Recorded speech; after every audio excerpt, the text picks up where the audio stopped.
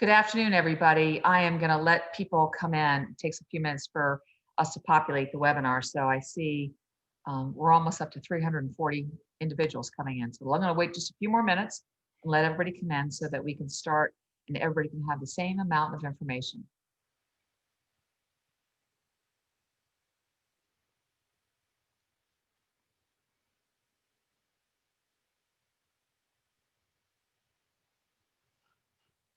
Okay, it looks like we're slowing down.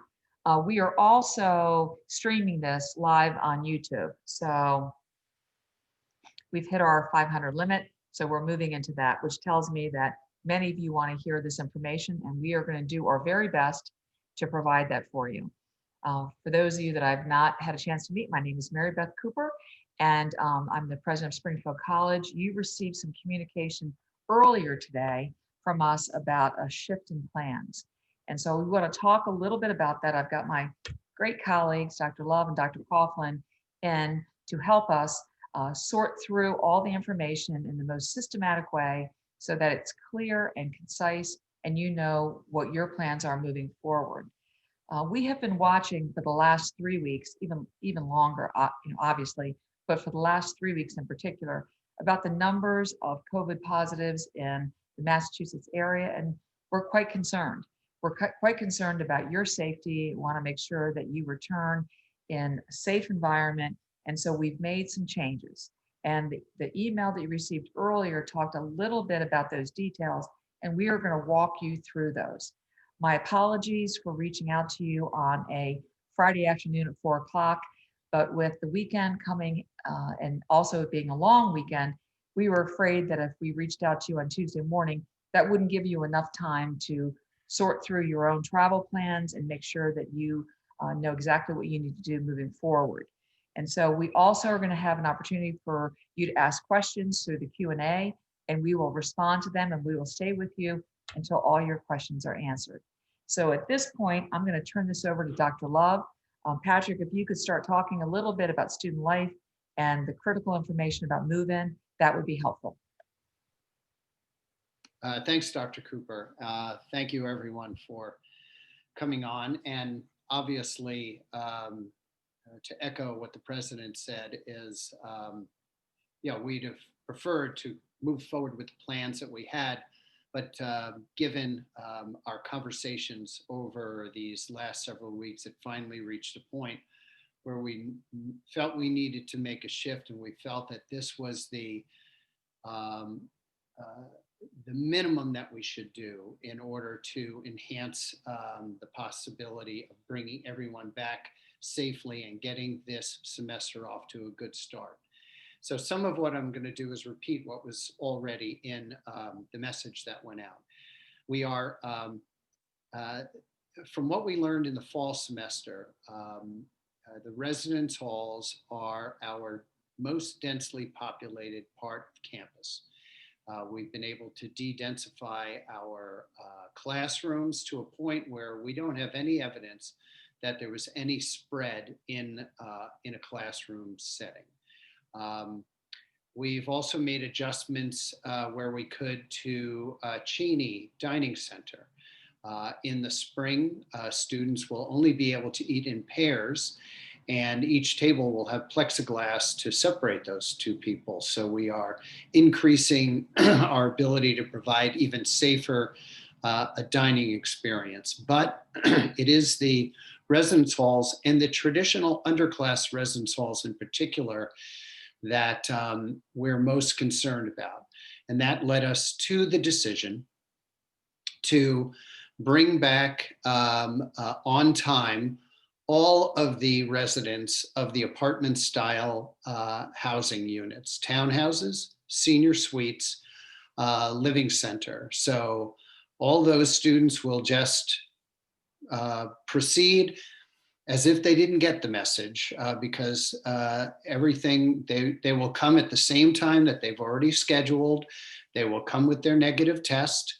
One of the things that you should know about the negative test, we've had some questions because it's supposed to be within 72 hours. We've extended it from 72 hours to a week, knowing that there are some states where it's difficult to get the results back from a test. If you have any particular challenges, you can reach out to the health center and they will work with individual students and families. So you will come in, then get tested again, just as we did in the fall. And you will be asked to self-quarantine, basically be careful until you receive your negative test result.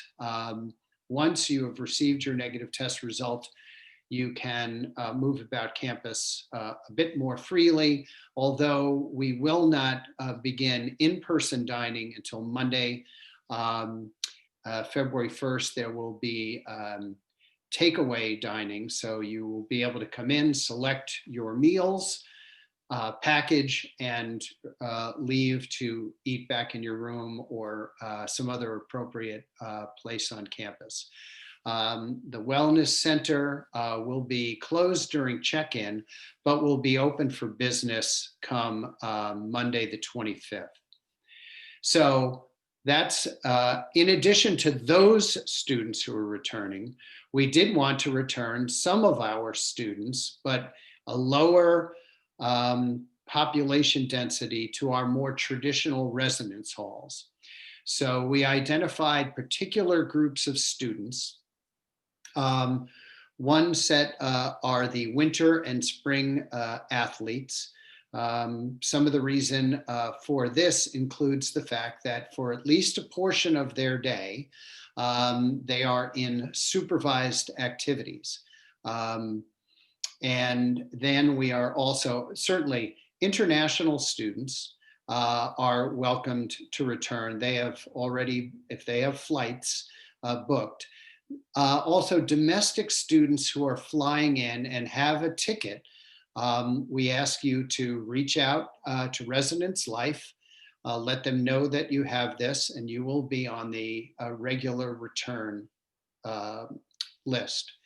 What we have deemed essential student employees. These are students that we need to open and run our facilities. So we have students who work in the Wellness Center, in the Student Union, in the Learning Commons, perhaps a couple of other offices on campus. They will be contacted both by their supervisors, but all of the students on the regular return list, which will number about 900, will receive a specific email indicating that you are to return on time.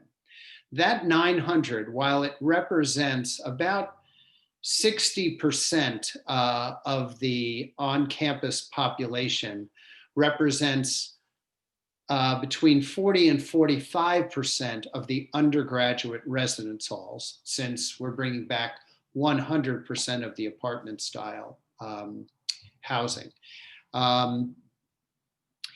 So that's and so those students will receive a message. Then there are the 600-ish other students who will be scheduled to return on Friday afternoon, the 5th through the 7th. These students, once we have confirmed our lists, so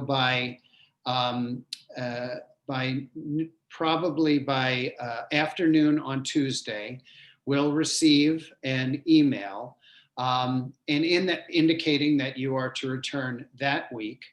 And there will be a link in that email for you to sign up for your day and time of return. And it will be, it's 2.5 days. It's a smaller group of people. And the same thing, you will come to campus with your negative test. You will then go to the testing site, which is in a slightly different place. For those of you who went through it last year, it is, while the tents were in front of the health center, we are not using tents in the cold of the winter, but right behind the health center, and there'll be plenty of signs, there is an annex that has been converted to the testing center. So it's indoors, large facility, high ceilings, good ventilation. So we'll be able to manage the testing in there during the cold winter time. So you will go and get tested there and then check in. As far as academics and such, I'm going to turn that. So what's remote? When do we start? I'm going to turn that over to my colleague, Dr. Mary Ann Coughlin. Thank you, Patrick, and good to join you all today. We are really excited to welcome you all back to Springfield College, and we're anxious to have you all back on campus as soon as we can safely repopulate the campus. So I just want to add that from the academic side as well. And thank you and appreciate your work with us. So with this decision to have students move in 2 phases, we are going to have our classes start on January 25th when they are scheduled to start. That was extremely important to many of our programs to keep our students on pace to complete their degrees, and on pace to be ready to do fieldworks, internships, practica, and all other kinds of coursework that happens over the summer. So we're going to start classes on January 25th. We were originally only going to be remote for 1 week. But because we won't be able to bring the second batch of students in for that additional week, we will be remote for 2 weeks. And we will be starting classes on February 5th. I'm just double checking my date. I'm sorry, February 8th, because the 5th is when you can start moving in. You'll start classes on February 8th with in-person and e-Engage Plus classes. The exception on the academic side are a few, and they are very few, limited academic majors and programs where it's vital for those students to return and begin to do their upper level division work in a on-campus environment. Students in those majors will receive an email from their department chair or academic program director later this afternoon if they haven't already gotten one already. So it's a limited number of upper division students in academic programs that can also be added or will make up the component of those 900 students, approximately 900 students that will be returning to campus. We are very hopeful, and we want to remain ever hopeful that we will be able to be fully engaged in in-person classes and campus activities on February 8th. So that's really the side from the academic side, unless I missed anything. Anything else to add, Dr. Cooper, Dr. Love? Nope. I think let's open it up to questions, right? And so we see a lot of questions, and Dr. Martin is going to help me put them in order so that we can respond to your questions. One of the questions is, if you've been watching this for 3 weeks, why now? Why did you decide on Friday at 4 o'clock to make this decision? Well, the reality of it is we're watching Massachusetts, and we're watching what the governor says, what CDC says in terms of what is the safest way to bring students back. And so again, watching the numbers and the ticking up of numbers, both in the hospitals and also in terms of positive cases, we're concerned about bringing our students back to an environment that is safe. And so this is the earliest we could get that information to you, and my apologies as we move forward. Again, we're doing the very best we can under really unprecedented times. And so my apologies that it feels like it's coming late to you. But again, what is of utmost importance to us is our students and faculty and staff safety. So with the density of workplaces, and we're working with that as well on the administration side to ensure that our staff also are safe during this period of time. There are a couple questions. One question, and again, I'll turn it over to Kathy to help us aggregate and get the questions in order, but was about rebates. So Patrick, can you talk a little bit about rebates for those students that will not be joining us until the weekend of February 6th, 7th, and 5th, 6th, and 7th? Yes, my understanding is that the bills are only going out right now for the spring semester. So they will not reflect this change, just given the timing of things and when we made this decision. For the students who are designated to return later, they will receive a prorated refund of room and board, as calculated as we did with refunds that we've done previously. So they will not be charged for that. The difference will be there will be an additional factor of slight adjustment due to levels of non-merit-based financial aid, but it's basically a 2-week refund. Thanks, Patrick. We have some questions again about testing. And could you repeat again whether every student needs to come with a negative test to campus? Yes, every student needs to come with a negative test to campus. This is different from the fall, when there were certain safe states and people didn't have, if you lived there, you didn't have to come with a negative test. Given the degree of spread, given that there are, quite frankly, no longer any safe states, everyone, even if you live 15 miles away from campus in Massachusetts, needs to return with a negative test, and then we will test you again on the way in. Now, I do want to, if you've tested positive within the previous 90 days, then what you need to bring with you is the documentation of when the slip that indicates that you had tested positive. Because if you have tested positive and have cleared, then you are not tested until you begin to start getting tested again after the 90-day mark. Follow-up question on testing. If students are tested before they come in, once again, when they arrive, why does it matter when they move in if all of the precautions are the same?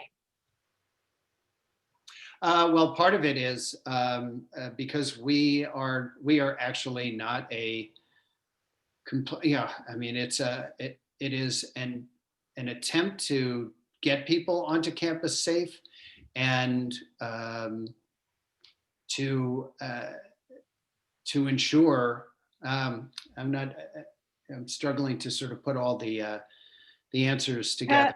Patrick, can I help a little bit? Yeah, I think one of the key things that we learned is that the density in our traditional residence halls accelerates the spread of the virus at a time when the virus is so omnipresent around all of us.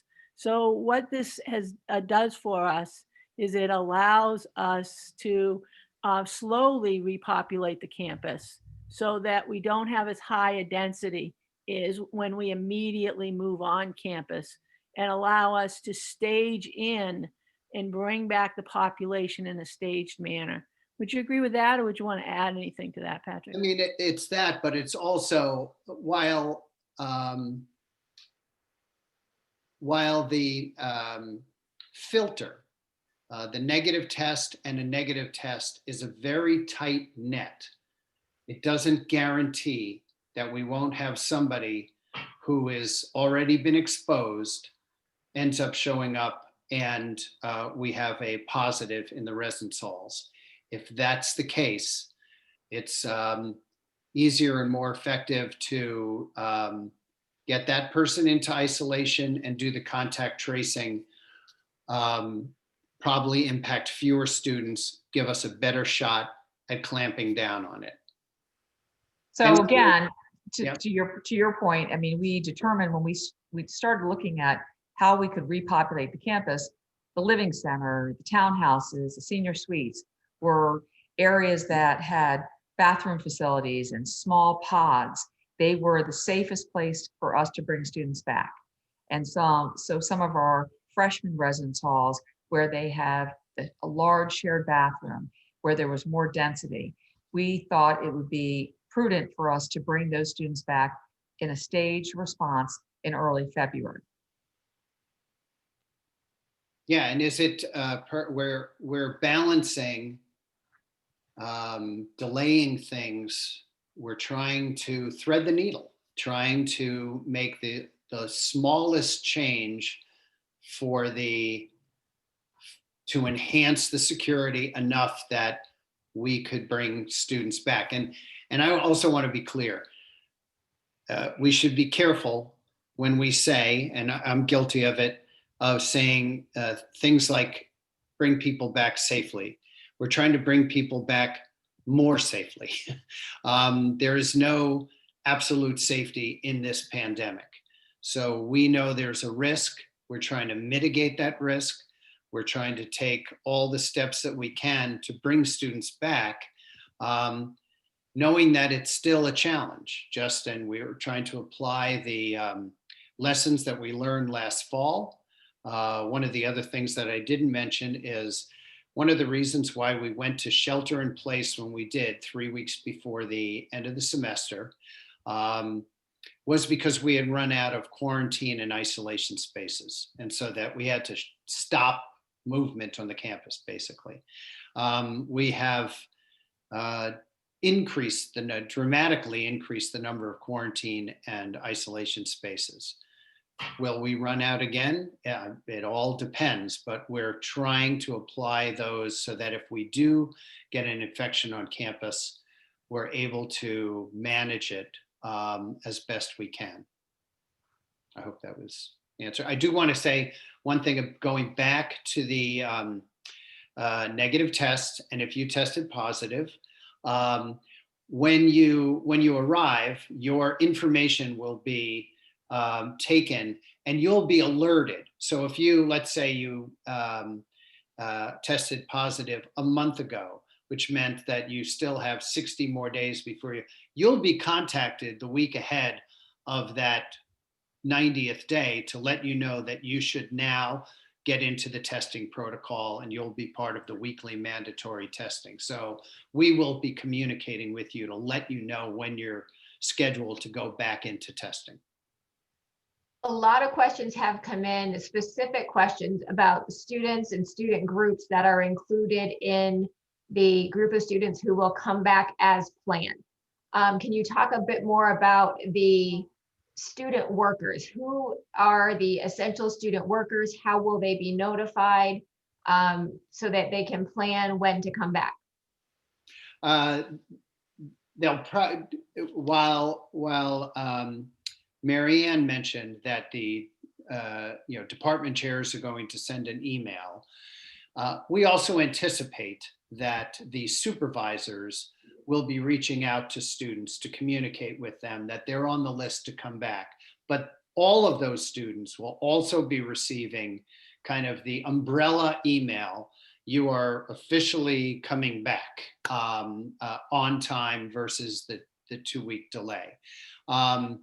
So if a student works in the wellness center, Scott Woodman, who I believe is the coordinator of that, will have been reaching out and putting together the list and letting them know you've gotten this, but you're coming back on time.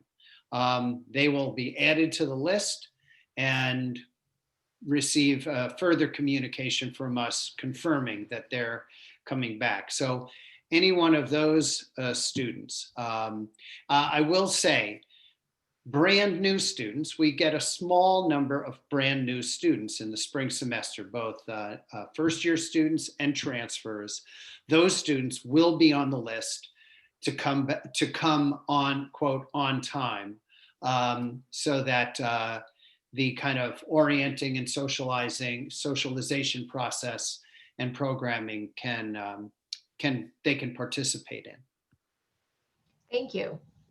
Some questions about the rationale for bringing back winter and spring student athletes when most if not all of our fall sports also have a spring season, and the rationale for bringing back student athletes at all when there isn't competition right now. Okay, well, to some degree, there are multiple reasons. And one is we had to, given the shortness of time, we needed identifiable categories of students that we could quickly identify. And so, would it have been, we had thought about other categories, first year, second year students, that's a category, particular majors, that's a category. Could it be possible to those who have a large number of in-person classes versus almost completely remote, even though they're on campus. So that's one, that this was a group that was easily identifiable, and we were looking for a number. We were looking to get to 900 on campus. So if it could have been just winter athletes, if it got us to that number, plus the other students involved. We decided to add winter and spring, and the obviously the fall athletes. Yes, they have spring practices and such. They will they'll return 2 weeks later. And as I mentioned, another rationale, we had discovered that during the fall, one of the things that we had done is when we would put activities on pause, we would pause athletic activities. And we found that that actually was counterproductive, because the athletes, when they are doing their work, they are in supervised pods. So they are definitely wearing masks. They are being managed by coach and other athletic personnel for several hours, many days of the week, whether it's whether they were practicing or in some form of training. When they weren't, athletes do what athletes do. They like to participate, whether in their sport or something, and they may do it unsupervised. So we actually found that it was better, even when we paused activities, we stopped pausing athletic activities, because that's actually safer to do. So these are students who, for a portion of the day, are in supervised activities outside of their residence halls. Outside is better than inside. That's why we have an ice rink now, although it is still currently a water rink until we have cold enough temperatures to have actual ice, which we anticipate by the time you get back.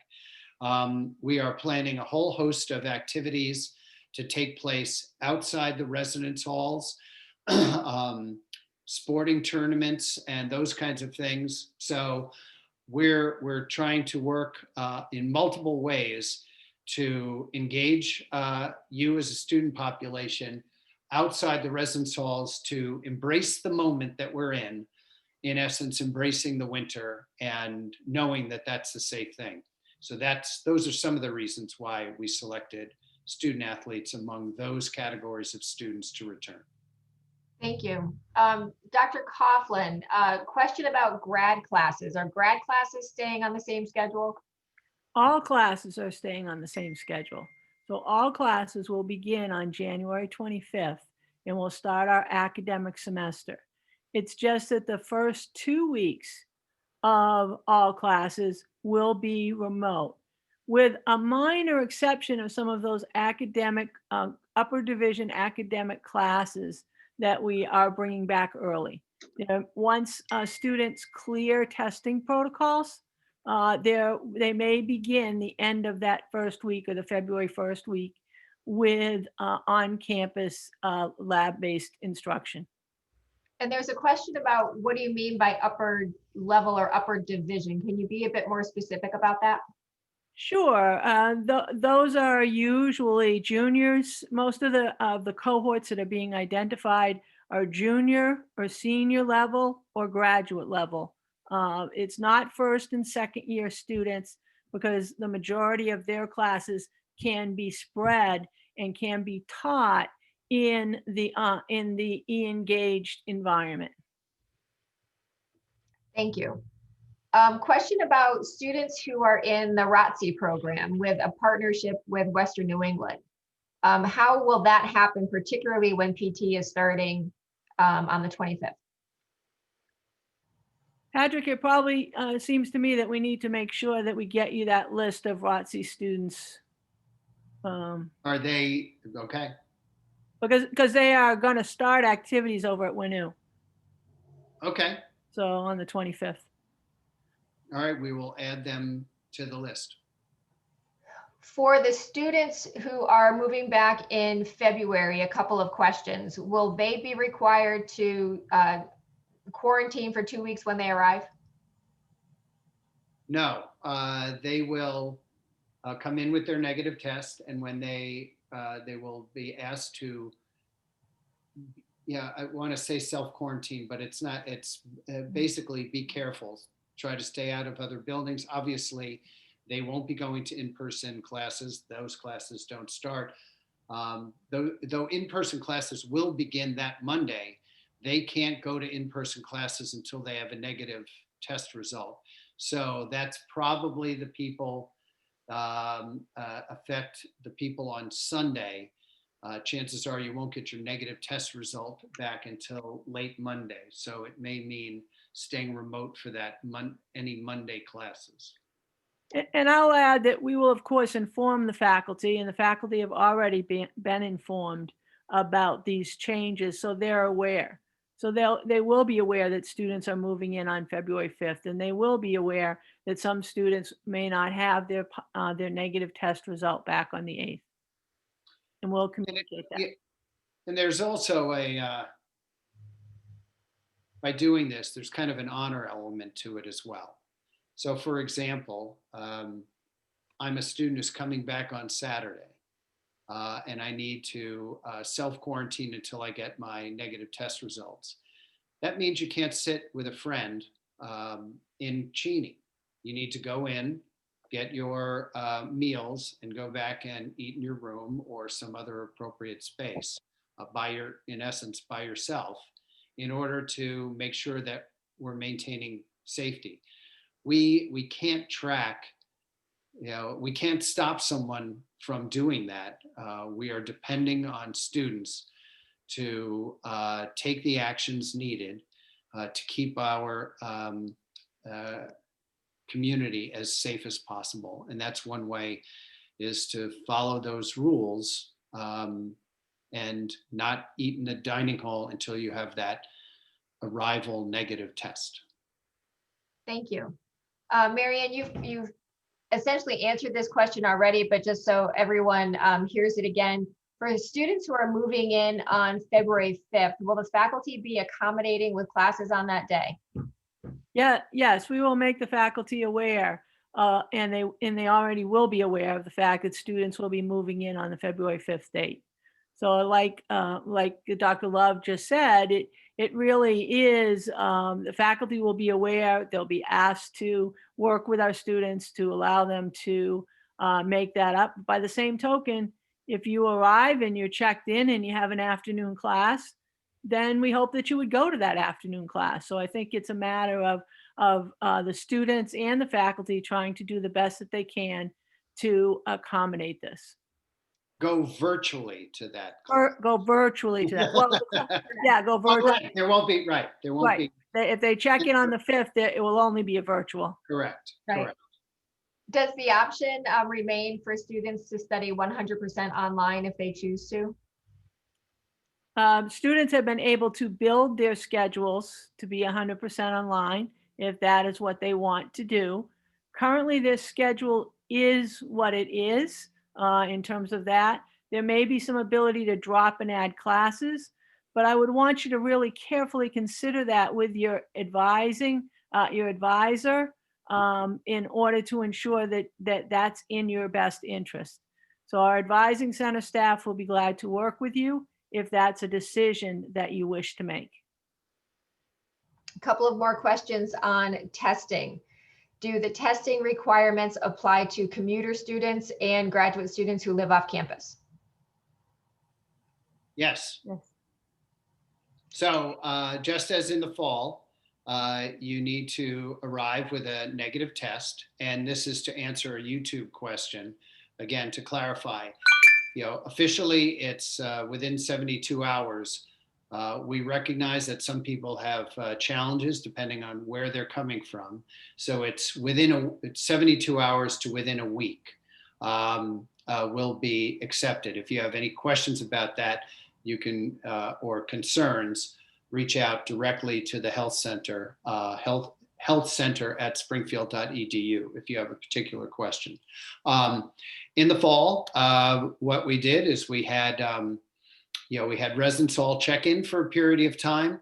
And then the next week, which was remote, as will be this year, commuters were expected. So now every student is mandated to be tested every week. So the residence hall students will move in, and immediately that next week, they will be going into testing along with the commuters. The commuters at that point will also be bringing, and during that first week, will be bringing their negative test with them. Okay, thank you. Are faculty being tested? Yeah, yes, we have made a modification to our testing protocol so that all faculty, as well as staff that are interacting on a regular basis with our students, will be tested on the same weekly basis. We know that was a question and a concern from students, and we wanted to address that issue. So yes, faculty and staff that are interacting regularly with students and teaching in your classrooms will be tested on a weekly basis. Questions coming in about books and access to the bookstore. If students were planning on arriving on the 21st and getting their books before classes start, but now they're going to be home for an additional 2 weeks, what counsel would you provide in terms of getting class materials? I think we're going to have to work with the bookstore on that one, Kathy, and make them aware of the situation in terms of that. And that's another thing that we can also make the faculty aware of. Okay. And we can post that on the website When we get early next week in terms of what the response to that will be. I just learned from Higher Power, the director of the health center, that commuters do not need negative pre-arrival. They just need a negative test from us. So scratch what I said. Do not need a negative pre-arrival. You just need to come, for any commuters, you need to come that first week, the 25th, and get tested and start weekly testing. A related question about testing and in-person classes. If there was no evidence in-person classes spread the virus, why can't we go to in-person classes? Well, part of this, at least as we are bringing people back in a staggered fashion, in a staged fashion, we want to try to keep the learning environment to be a consistent one. So as a result of that, in that second week when students are still remote, we want to keep the classes remote so that all students are learning on the same platform. So that's the basic reason behind that. Okay. In that same vein, Marianne, can you expand on what e-engaged means? Sure. The e-engaged classes are the classes that are completely remote classes where the students have standard class meeting times and work with our classes and take their classes over Zoom. E-engage Plus is an additional format where the students will have some work that is done in the Zoom environment, but also some work that is done in the classroom environment. So that's the distinction of our two levels of teaching. And then, of course, we have a third level, which is students that are taking in-person labs and classes where they're required to be in person. Marianne, while you're still in speaker view, could you talk a little bit about the academic support that will be available to students, particularly those with learning disabilities? Yes, absolutely. The same academic support services that are available to you on campus will be continued to be available to you while you are returning to campus. So the accessibility and disability and accessibility services area has been working with students already. They are in full mode preparing for students to come back. Tutoring and academic coaching will be up and available. Full library services will be available. And we hope and we are planning on trying to have the Learning Commons open all 4 floors beginning on February 1st. So we are trying to make sure that those vital academic support services are provided to you in this remote environment. Can you talk a little bit more, Patrick, about the enforcement of student conduct policies and perhaps explain what those expectations are for students coming back, particularly as an example, the number of students that are allowed in a residence hall room at one time, what the guest policy and visitor policy might be? You're muted. Okay, I owe everybody on the panel $20 as the first person who forgot to unmute. So, well, first of all, there's 7 pages of COVID-related guidelines in the Student Code of Conduct now that have been enhanced and clarified. I won't review them all here. We've made adjustments to and clarified what consequences there will be for not wearing a mask, where you need to wear a mask. It's much clearer in there now. Students should definitely read that. The number of students per room has not changed. In terms of what is a violation of the COVID-related occupancy limits. However, we have introduced a more staged set of consequences.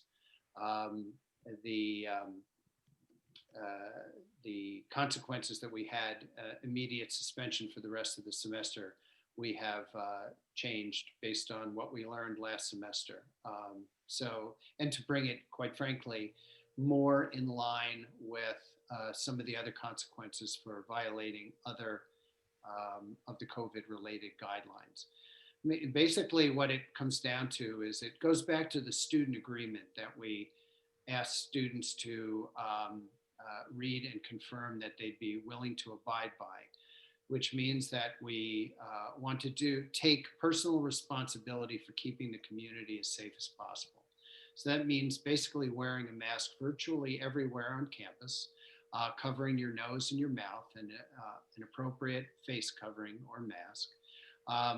Doing the best job that we can to maintain social distance where we can, to not exceed the limits, the COVID-related occupancy limits in rooms, to wash your hands regularly. We're trying to have as many hand sanitizing stations around campus, but to basically do whatever we can to stop the spread of this virus or to mitigate it as best we can. We are living in an environment on a college campus where that's a challenge, and it's counter to the culture and the practices that we are so used to as our Springfield College community.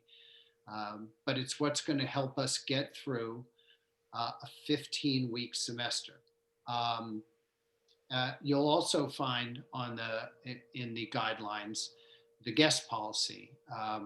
One change that was made late last semester is that commuters are not allowed in the residence halls. At a time we were allowing any Springfield College student in a residence hall. We have now decided that introduces too high a level of risk. So the only guests that students are allowed to have in their residence halls are other resident students. Can be from a different building, but other resident students. Parents aren't allowed in the residence halls.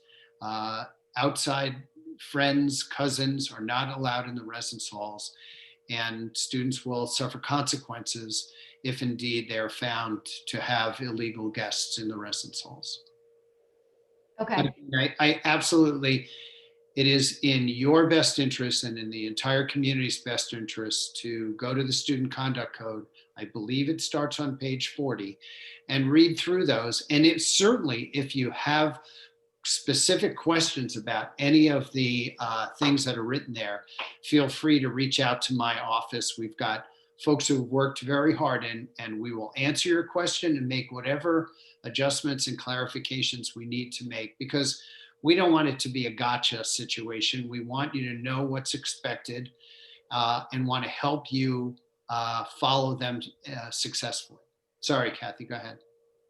Another question about residence halls. If roommates are coming back at different times, so one roommate is coming back as planned, another roommate is not coming back until February, can they still live together? Yes, yes. We recognized, one of the other reasons, for instance, for selecting student athletes or any of those other categories is because we know that they will be distributed throughout the other, I believe it's 6 residence halls. Will they be distributed evenly? No, there are going to be some sparsely populated floors. There'll be some clusters of folks.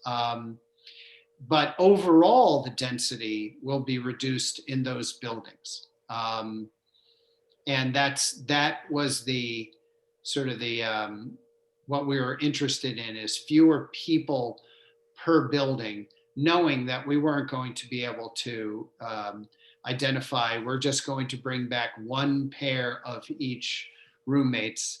That would have been an onerous attempt to do something. And this is a bit more straightforward for us to manage.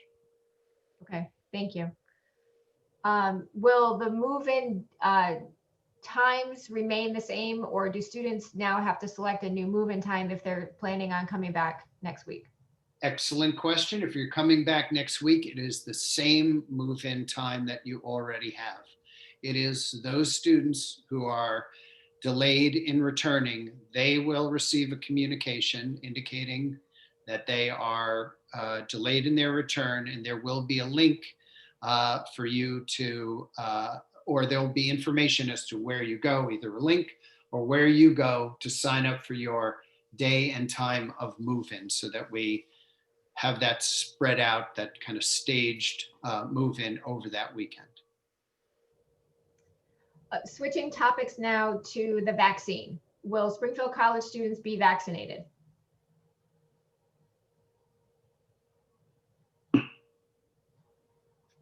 You're muted. That's an excellent question. We are working on, we're working with the state as well as some of our healthcare practitioners to determine whether or not we could be actually a vaccination site.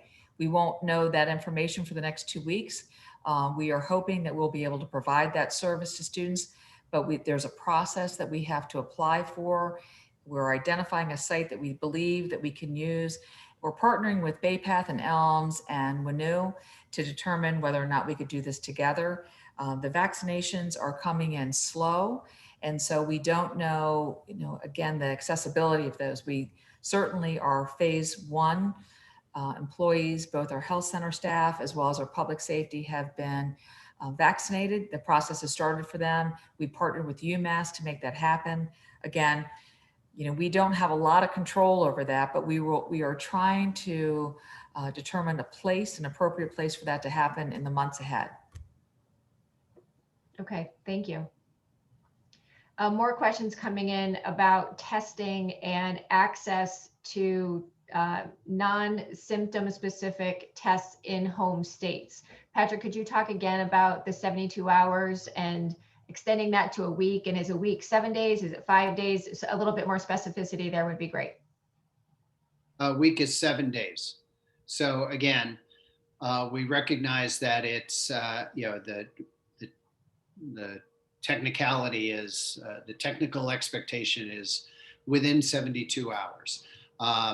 However, again, it depends really. We know that there are states and areas, geographic areas of states where there can be some difficulty. So we have extended it out to within a week, 7 days. If there are specific issues that a particular student is coming up against, they should contact the health center directly, who can advise them and has access to information about possible other sites that may be available for testing. And that testing site can cross state lines. It doesn't have to be a student who's a resident of Massachusetts has to be tested in Massachusetts. My understanding, and I'll certainly be corrected if I'm wrong on this, is that no, they just need, and I believe it's the PCR test that you need. And I've been confirmed as correct by my higher order health center director. And that's actually another question, PCR and not rapid test. Correct. Why is that? I will wait. I will talk for a few seconds while my health center director, Kathleen, types out a text that will appear magically in the upper right-hand portion of the screen. Some rapid tests are PCR. But Kathleen, why the PCR versus the rapid non-PCR? Rapid antigen are less sensitive, so may not pick up the virus. So that's why the PCR is the expected test to be done. A lot of questions are coming in with some concern about the increase in the positivity rate in the city of Springfield. Will students be kept in a bubble? Will they be allowed to leave campus to go to the grocery store or visit another college? How are you going to maintain the safety of students once they're here? A couple of comments about that is, I'll go back to my previous comment. Ultimately, it's up to the student and to act in a safe way. I'm not concerned about the student who has a job at Target in Enfield driving down there, because they're pretty good about making sure everybody's masked and you're washing your hands regularly and social distancing and that sort of thing. So that kind of trip off campus to jobs, to internships, that is a less risky endeavor. Obviously, going to off-campus houses with a lot of people inside, most of whom are unmasked, or other campuses or other places of business, restaurants, bars, you are introducing risk to yourself and to the entire community. Because as anyone who was here last fall, the virus got on campus, and once it gets on campus, it's, we're testing, we're contact tracing, we're isolating, we're quarantining, but it got ahead of us, and we weren't, we had to shelter in place, and it basically disrupted the last 3 weeks of the semester. So we don't have a bubble. We're not a campus, but there's the one side. We're not a campus that has closed gates that we can sort of monitor people in and out. But the other thing is that we don't have a lot of retail. We have students who interact with the community, but it's generally in structured ways, through service projects, which, if anything is done in person, is done safely with social distancing and masks and all of those kinds of things. So we're not like other campuses that it's a short walk to go to any number of different things. So that doesn't make it a bubble, but it basically, we're trying to provide as much on-campus activities so that you stay on campus. We're going to have food trucks on every Saturday night. After the first 2 Sundays, we'll have 10 Sundays of Sunday services, service Sunday in the late afternoons, early evenings. This is something students ask. The student population at Springfield College is incredibly service oriented. And when that opportunity wasn't there, you missed it. And so we're going to add service Sundays. Like I said, we are utilizing, we're going to do spring and summer sports during the winter. We will have, and I give the president and the director of athletics so much credit because we have a brand new softball field that I believe the softball team may have been practicing on, but we're going to have a safe recreation tournament, a winter softball tournament on that brand new field. So we're going to do whatever we can to make life on campus as vibrant as possible in order to have you stay here. We're going to identify some spaces that groups of students, I know you hang out in the, you can't have a large group of students in one room, so you hang out in the hallways of Gulick and Reed and Massasoit. And so you could argue, well, we've got a lot of people here too. So we're going to identify some spaces that groups of students will be able to appropriately reserve and use, have a TV in it, like a large lounge space for a small group of students, so you can have some privacy with a smaller group of friends, appropriately masked and social distanced. We are going to have an opportunity to see first-run movies in Fuller. Now that will only be a small number of students per movie showing, whatever the limit is that the state of Massachusetts allows us. But those students will be able to go there and we'll have, the sort of movie kind of snack. So we are trying to do whatever we can to keep people on campus. You're going to want to stay on campus because at some point, President Cooper is going to drive the Zamboni on the ski and on the ice skating rink. So that is going to be a sight to behold. So